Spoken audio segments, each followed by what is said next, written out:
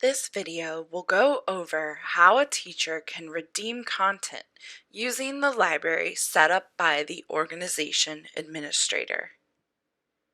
Once you have completed the registration process, click the Redeem Content button to add content to your ConnectED Programs page. If your organization administrator has set up the library, you will see all content underneath available products. To redeem a product, you will click the Redeem button underneath the product title. For the student edition, you will need to enter the date.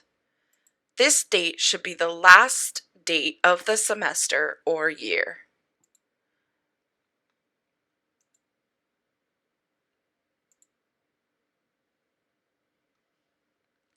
And for the teacher edition, you will click Add Content.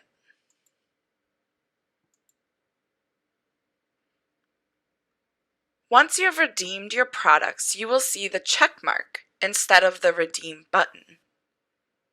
If there are no longer licenses available for the product, they will be listed beneath available products under unavailable products.